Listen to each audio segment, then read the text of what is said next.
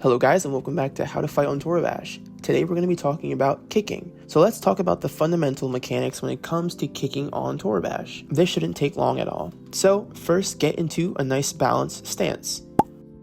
Once you're in a balanced stance, go ahead and bring your arms up.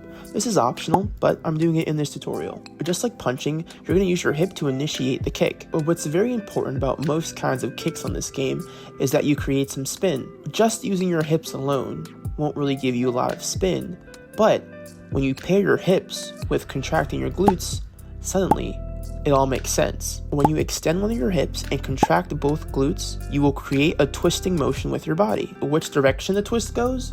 Well, it depends on which hip you use. Choose a direction and you'll see the spinning motion happen. Once your body starts to spin, what you want to do is you want to keep one leg down for balance, and the other leg is going to be your kicking leg. It's very important that the leg that remains down is very stable and balanced. Well, how can we make it stable and balanced?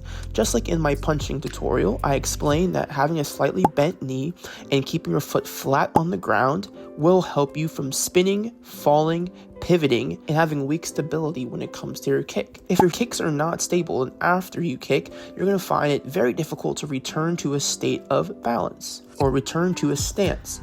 And when you're fighting competitively, people will take advantage of this. So you always want to stay in control of your kick from beginning to end. What's very important to creating more power at the end of your kick is to turn your chest as you kick. When you turn your chest as you kick, your leg snaps across and at your target. Once you're there, you can customize the reach, height, and power and speed of your kick. If you want your kick to go higher, you can use your glutes. If you want your kick to hit harder, you can use your hips and you can use your knee to snap it into your opponent. If you want a very light kick, you can just relax your knee. So depending on what you want to do.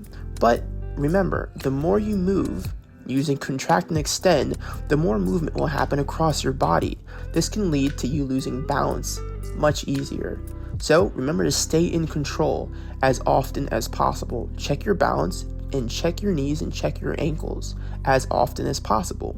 A big reason why a lot of people fall in this game is they get so caught up in the move that they're doing that they forget about the fundamentals that you need to balance. And that revolves around your knees, your hips, and your ankles. Your stance. Make sure you're often checking your stance and making sure that you're still balanced and that you're still stable. That should be enough to get you kicking. I have more tutorials coming on combat and fighting, and if you have any questions, please leave it in the comments below, and I can teach you guys very specific moves that you may be interested in. But remember, the best way to learn isn't copying what you see in a YouTube video. It's getting in-game and trying these things out with your friends, whether it be for fun or for competition. When you make mistakes, you begin to learn faster.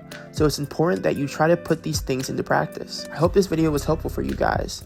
I'll see you next time.